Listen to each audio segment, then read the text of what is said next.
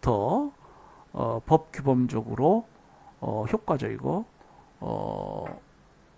많은 사람들에게 보편적일 수 있습니다. 인코텀스가 딱 그래요. 상인들이 보통 그런 정여거래 조건을 사용하거든요. 그런 거래 조건을 사용하면 인코텀스가 적용됩니다. 물론 이제 CISG도 이제 적용이 되죠. 이 CISG는 이제 비엔나 협약, 국제 물품 매매 계약 관련한 조약이고요. 굉장히 성공을 거둔 조약입니다. 이제 100개국이 아마 넘었, 100개국 가까이 돼요. 가입국 수가. 그 이전에 국제 물품 매매에 관한 국제 협약이 헤이그 협약이 있었는데, 그거는 가입국 수가 매우 적습니다. 그러니까 가입국 수가 많다는 건 성공한 조약이라고 할 수 있겠죠. 헤이그 조약은 이제 유럽 국가들, 일부 유럽 국가들에게 적용되는 국제 물품 매매 계약. 그 국제 물품 매매 계약 관련해서 이게 두 가지 법제가 있는데요. 이건 하드로고 우리나라도 2005년인가 가입했습니다. 그러니까 지금 무역 대국들이 다 이 CISG에 가입했어요. 그래서 이 우리 법학자들의 꿈이 쭉 20세기 들어서면서 Uniform Private Law,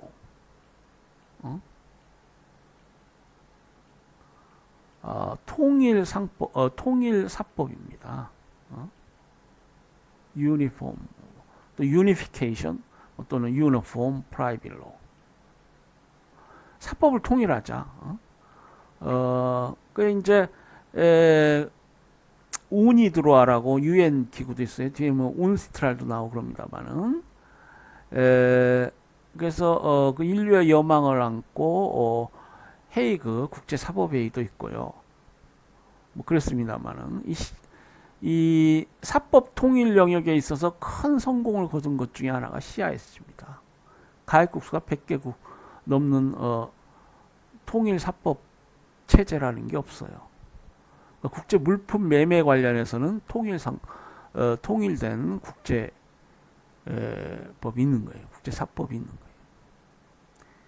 그러니까 이 사법을 통일하게 되면은 매우 바람직하죠. 소위 그 국제사법, 그러니까 국제사법 얘기합니다만은 이 두 가지 의미가 있어요. 넓은 의미의 국제사법이 있고요. 그러니까 국제적으로 사법적 성격을 갖는 규범 전부를 지칭할 때 국제사법이라고 할 수 있고, 이제 좁은 의미에서 국제사법이라고 하면은 그 과거에는 섭외사법이었고, 지금 우리 2000년인가요? 개정된 국제사법으로 이름이 바뀌어서 이 많은 그러니까 용어는 국제란 말이 붙어 있습니다만은 실제로 국제법이 아니고 우리 대한민국 의회가 제정한 국내법입니다.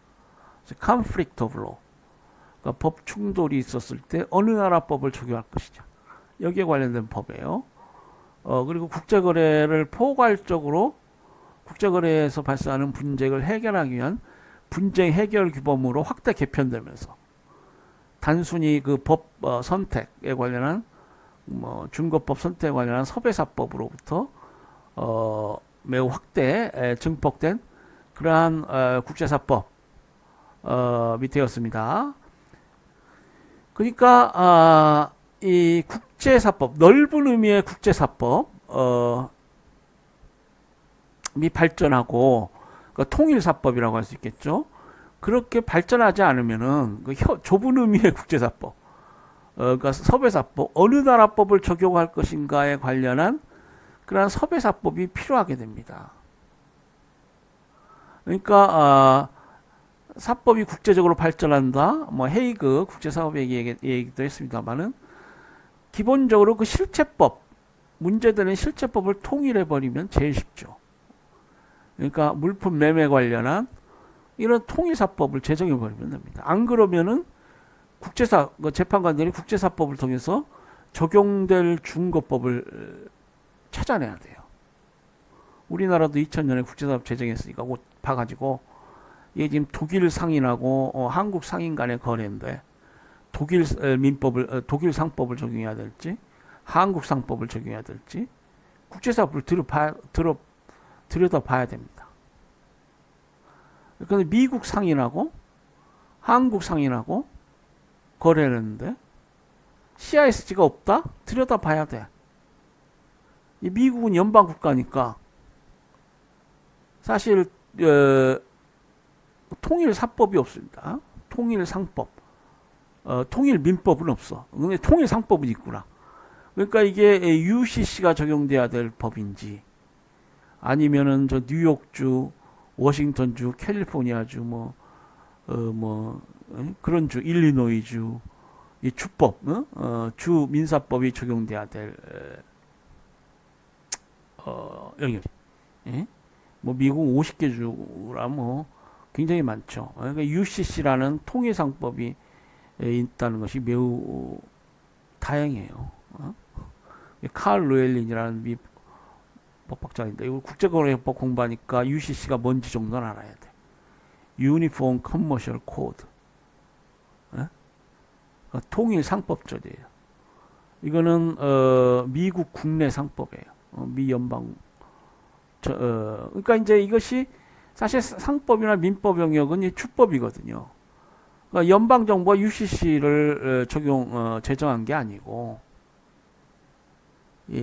그 모범 상법을 제정하게 되면은 아메리칸 로우 인스티튜트랄지 미 법학 연구기관 뭐 그렇게 되면은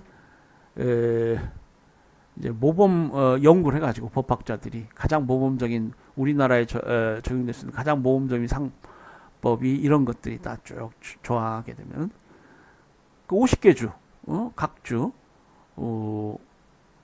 저 큰 주서부터 시작해서 또 중간주 미네소타주 무슨 아르칸사스주 뭐 이런 50개 주 또 이거 저 한 미 중간에 있는 위스콘신주 뭐 이런 어제 그 무슨 흑인 인종차별 관련해서 큰 사고가 났더만요. 뭐 그런 줄 알지. 그런 주의회가 이걸 주법으로 받아들이는 거예요. 딱 한 주 안 받아들이는 주가 있어요. 루이지애나주.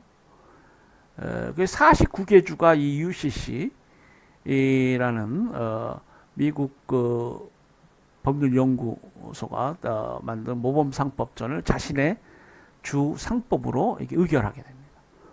그래서 UCC가 된 거예요. 통일상법전. 그러니까 이것을 국제사회에도 적용할 이런 접근 방식 이게 있습니다. 유엔이 모범법 많이 만들잖아요. 미국이 US라면은 국제사회는 United States, 국제사회는 UN, United Nations. 그러니까 미국의 사법을 통일한다.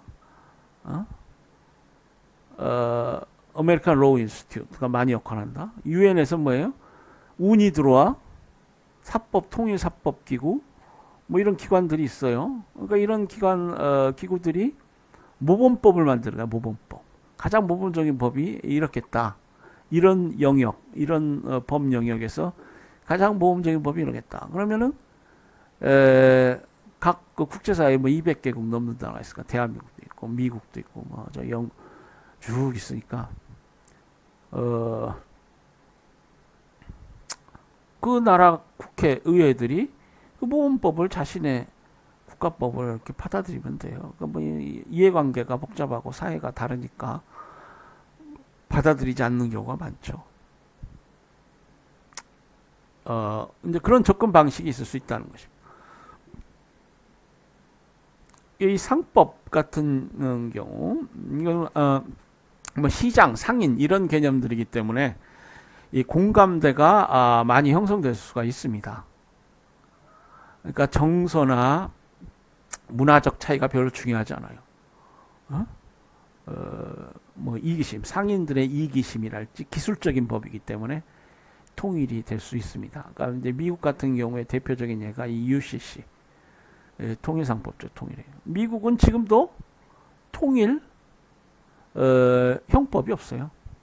주마다 형법이 달라요. 구구에 주마다 이렇게 역사적 배경이랄지 문화 정서 이게 다르니까. 그래서 우리 조선대 법대 화장실에 가면 언젠가 미국 어느 주 법은 이런 특이한 법이 있더라라고 해가지고 쫙 무슨 특이한 형법이 있더라 뭐 이렇게 하면 처벌받는다. 그게 맞아요. 그래서 미국은 각주 형법이 통일이 안 돼 있습니다. 제각기. 물론 보통 이제 캐치얼 클로즈라고 카먼로우 크라임 보통법상의 크라임을 범죄를 다 우리 주 형법으로 한다 뭐 이런 포괄 포섭 조항이 있는 경우가 많습니다. 그렇긴 합니다만은 다른 형법을 가지고 있어요. 이 상법은 통일되어 있어요. 다행인 것입니다. 어쨌거나 이 국제사회에 미국은 연방국가니까 이제 역시 법 통일 노력을 해야 되고요. 그래도 이제 미국은 이제 하나의 국가니까 연방국가이긴 하지만은 국제사회는 이제 더 구구해. 그러니까 국제사회 이상은 나폴레옹이 국제 중앙 민사재판소를 설치해야 되겠다. 포부를 밝힌 바 있는데 19세기 초잖아요. 이제 20세기 무렵 그러니까 20세기로 들어설 무렵 그러니까 1900년 뭐 전후 이때쯤 되면은 아까 말씀드린 헤이그 국제사법회의랄지 어떤 국제적으로 통일적으로 적용될 수 있는 사법, 이 경제적 문제로 이게 뭐 나라들이 갈등하고 그럴 때 아닙니까? 제국주의적 쟁탈이라는 게 국부를 위해서 못 사는 나라들을 점령하고 착취하고 뭐 동양적식회사 일본이 세운 회사 이름이 동양적식회사잖아요. 그리고 영국이나 뭐 유럽 제국 국가들이 식민지를 개척하고 제국주의를 할 때 이용했던 것이 이스트 인디 컴퍼니 동인도에서잖아요. 컴퍼니 회사예요, 회사. 국가가 회사가 되면 안 돼. 이제 철학적으로도 뭐 코퍼레티즘, 컨스티튜셔널리즘 있지만 시민민주주의가 제도로 되려면은 이 국가 권력이 견제돼서 균형을 이루고 이거 컨스티튜셔널리즘 많은 시민들이 모여서 나라가 이루어졌다 이렇게 경건한 마음을 가져야지. 국가는 회사다. 효율적인 게 최고고 돈 많은 게 최고고 국가가 부강해서 다른 나라하고 싸워야 전쟁도 해야 되고 국내적으로는 뭐 반대 의견을 억누르고 독재해야 되고 그걸 우리가 코퍼레티즘이라고 불러요. 코퍼레티즘. 국가를 회사로 보는 거야. 그래서 요즘 뭐 식자들이 뭐 나라가 시끄럽다 그러잖아요. 우리는 법과대학 학생이니까 컨스티튜셔널리즘을 하라고 외쳐야 돼. 시민을 두려워할 줄 알아라.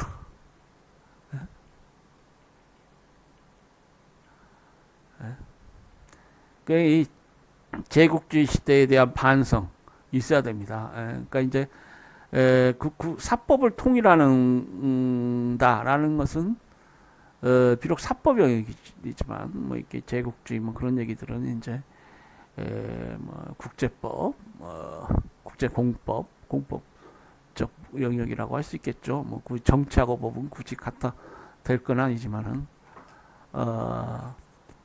그렇지만은 이게 통일 사법이 있다. 이거는 상당히 이상적인 것이죠. 그래서 1900년대 무렵에는 그런 생각들을 인류가 많이 했어요. 그래서 이제 우리가 뭡니까 렉스 머케토리아 얘기도 했지만은 이제 한 학기 동안 쭉 상인법 공부하는데 이게 인류 문명사하고도 관련이 있어요. 민주주의 발달하고도 관련이 있고. 그래서 이 상인들은 이제 뭐 렉스 머케토리아 얘기했는데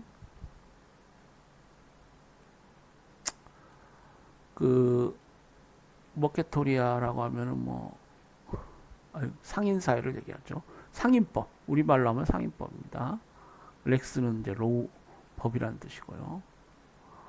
그래서 이 상인들은 이제 서양 상인법 하면은 지중해 시대로부터 근대 서양 상인법, 지중해 시대부터 시작됐다. 이렇게 보죠. 그래서 지중해 해상무역이 발전하고 16세기 그러게 됩니다. 15, 16세기. 이때 발전된 상관습법이 있어요. 그것을 우리가 올드 렉스 머케토리아, 구상인법. 이때 상인법은 관습의 형태로, 관습법의 형태로 존재했어요. 상관습법이 주를 이뤘어요. 이제 그 후반기에 들어서게 되면 영국에서 성문 상인법이 나오기도 합니다만은, 이때는 이제 중세 봉건 사회고 중앙 집권적 국가가 아직 만들어지지 않을 때예요. 그러면은 이제 17세기, 18세기에 이르게 되면은 이제 유럽의 근대 절대 국가들이 탄생해요. 이제 베스트팔렌 조약, 종교 전쟁. 그러니까 이제 중세 봉건 사회는 교황이 절대적이고요, 종교가 절대적이요. 그리고 군사 실력자들, 이 군사 실력자들이 이제 있고요. 상인들은 이 군사 실력자들 말을 들어야 돼. 근데 이제 이런 군사 실력자들은 이런 성문법을 제정할 능력이나 자질이 안 돼. 그러니까 스스로 자치법이 발전하는 거예요. 그런데 이제 종교 전쟁이 있게 되고요. 신교와 구교 간에 굉장히 참혹한 전쟁입니다. 전쟁이 30년 동안 계속돼요. 유럽 대륙, 유럽 사회에. 임진왜란만 해도 전쟁이 7년밖에 안 됐잖아요. 30년 전쟁이 간다는 것은 굉장히 오랜 동안, 그래서 유럽 대부분의 지역이 전쟁에 차마 휩싸이게 되고, 이제 그 결말이 베스트팔렌 조약입니다. 그래서 이제 신교 구교 간의 갈등으로 교황의 권위가 무너진 거예요. 그러면 이제 그걸 대체할 세력이 뭐예요? 왕, 이제 절대 군주가 그 교황의 자리를 차지하게 됩니다. 이 절대 군주가 등장한 근대 절대 국가는 국가가 의사가 있고 그 조약을 체결할 수 있고 국제법을 만들 수가 있어요. 예, 그렇기 때문에 이제 그런 근대 절대 국가는 또 상인들을 규율할 수 있는 성문 제정법, 사법, 뭐 상법, 원시적인 상법, 원시적 민법 이런 걸 만듭니다. 그래서 이제 이 시대에는 성문법 시대고요. 사비니라는 법학자가 있는데 이 사비니의 큰 업적 중에 하나가 아까 말씀드린 섭외사법, conflict of law. 어느 나라 법을 적용할 것인가? 그에 관련된 법. 우리 법과대학에도 아마 국제사법이 개설되어 있을 거예요. 법충돌법, conflict of law.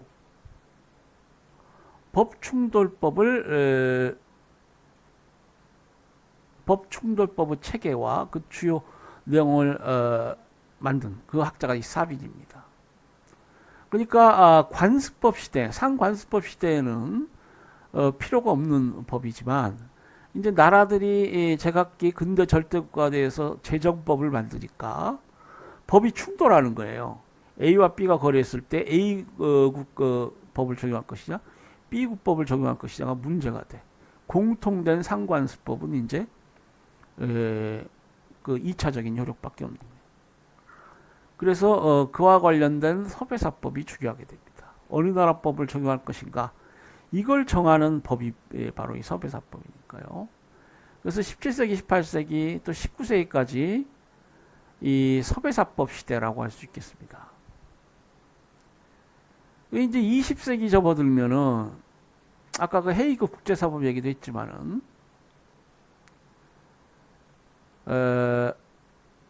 국제사회가 비약적으로 발전합니다. 그래서 뭐 국제 전신 연합이랄지 국제 우편 연합 뭐 이런 여러 어떤 그 시장 관련한 국제적 연대 이런 기구들 이런 것들이 많이 만들어져요.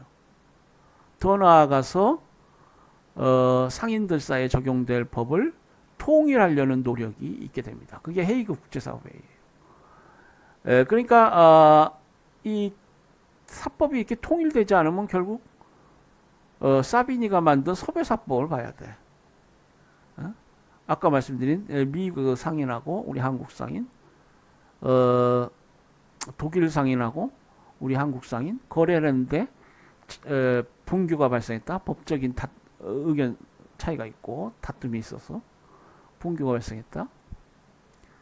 독일법을 적용할 것인가? 한국법을 적용할 것인가? 이걸 법관이 찾아내야 돼요. 통일사법이 있으면 그럴 필요가 없죠. 그 대표적인 통일사법이 CIS입니다. 그러니까 우리가 이제 앞으로 공부하겠지만은 이제 더 이상 미국과 한국 상인 간의 법적 분규, 그 계약이 체결되고 법적 분규가 발생했다. 소비사 볼 필요 없어요. 미국하고 한국은 여기 가입 당사국입니다. 그러니까 CISG를 적용하면 돼요. 국내상법 비슷한 거예요. 국내상법. 외국 그 상인이지만 국내상법처럼 적용돼요. 독일도 가입국이죠. CISG를 적용하면 됩니다. 일본도 아마 가입했을 거예요. 제가 몇 년 전까지만 해도 일본이 한번 확인해 보세요. 영국은 아마 가입하지 않았을까. 어쨌거나 이 CISG는 굉장히 성공한 통일사법이에요. 그러니까 사법 영역에서 가장 최첨단의 발전이라면 이 통일사법이고요. 그렇지 않으면 이제 국제사법을 봐야 돼요. 근데 이 통일사법이 만들어지기는 굉장히 어려워. 나라마다 뭐 법 환경이 다르고 역사적 배경이 다르니까 만들기 어렵죠. 학자들이 뭐 연구를 수년간 해가지고 만들어도 가입국 수가 뭐 별로 안 되고 발효 종족수를 채우지 못하고 그런 경우가 많이 있습니다. 그러니까 그 말은 뭐냐면 지금도 국제사법 매우 중요해. 서배사법, 사비니 영향력은 굉장히 큽니다. 그러니까 여러분 법과대학에서 국제사법 열심히 공부해야 돼요. 이 국제거래법을 설명하시면서 어떤 교수님들은 이 서배사법도 이렇게 같이 설명하시는 분도 계셔요. 뭐 근데 거기까지 지금 시간이 날지는 모르겠습니다. 근데 이제 여기에도 나와 있지만 제2차 세계대전 이후 국제거래가 비약적으로 발전했다. 이렇게 말씀드렸는데 이 2차 세계대전 아까 그 19세기 아까 20세기로 들어설 무렵 1900년대 국제사회가 굉장히 긴밀하게 이렇게 공고화되는 경향을 보였다. 여러 가지 어떤 국제기구들이 이때 만들어집니다. 근데 이제 결국 두 번의 세계 대전을 거치죠. 그래서 인류가 전쟁의 참화 속에서 이게 대대적인 반성을 하고 그래서 만든 게 유엔이죠. 유엔 뭐 IMF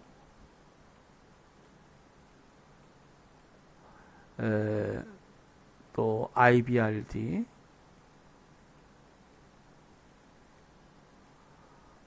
또 가트 지금은 이게 WTO로 바뀌었죠.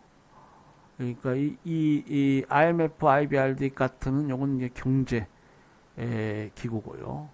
이걸 우리가 브레튼 우즈 체제라고 해요. 그리고 이제 정치적으로는 UN, United Nation, 국제 연합이 만들어집니다. 그 이전엔 League of Nation, 국제 연맹이었는데요. 뭐 정치적이라고는 하지만 이것은 이제 단순히 이제 안전보장, 국제 평화와 안전보장을 목적으로 하는 것입니다. 국가처럼 무슨 굉장히 포괄적이고 테크니컬하고 복잡한 그런 정치적 어떤 실체로서의 어떤 국제사회 이런 걸 담보하는 것이 아니고 그 기능이라는 것은 평화와 안전보장이죠. 그래서 유엔의 가장 중요한 기구가 UN Security Council, 유엔 안전보장기구입니다. 국제안전. 총회보다도 유엔의 핵심 기관이라고 할 수 있는 것이 안보리예요. 안보리. 총회에서 이제 이상주의적인 어떤 국제 정치 이런 것들이 이제 현실화되고는 있습니다만은 쉽게 얘기해서 뭐 유엔은 분담금 문제로 또 쪼들릴 정도로 이제 그 어떤 정치적 어떤 실체라고 하기는 뭐하고요. 다만 이제 우리가 국제 정치를 이해할 때 퍼시피스트 로드 또는 아이디얼리스트라고 하죠. 평화라는 게 가장 이상적인 것이죠. 칸트의 뭐 영구 평화론 얘기도 있습니다만 퍼스트 평화주의자 이런 사람들은 아이디얼리스트 이상주의자라고 할 수 있어요. 그러니까 이상주의적인 국제 정치를 얘기할 때는 이 유엔이라는 게 핵심적인 것이죠. 근데 이제 국제 정치를 이해할 때 이런 이상주의는 그다지 큰 힘이 없어요. 현실주의적 이해가 보다 파워풀하다 보통 이렇게 봐요. 그러나 어쨌거나 이런 현실주의, 이상주의 대립 구도하에서 이제 유엔 국제사회가 더 좀 발전하면 유엔의 역할이 더 커지고 뭐 그러지 않겠느냐 이렇게 보는데 이 유엔이라는 기구가 이 통일사법 관련해서 많은 일을 했다는 것입니다. 그러니까 사법의 국제적 통일에 있어서 많은 역할을 해요.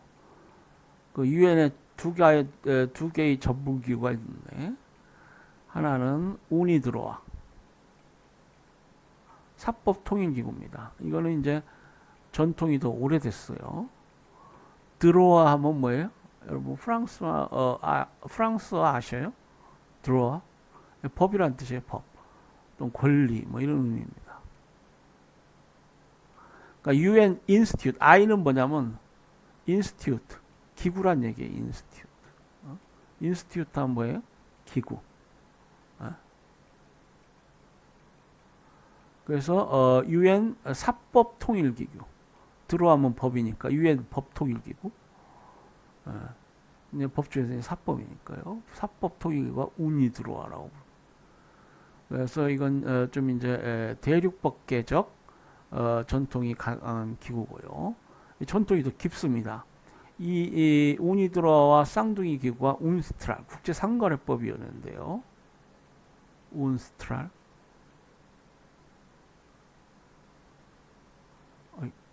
이거 뭐 잘못 눌렀나요? 예.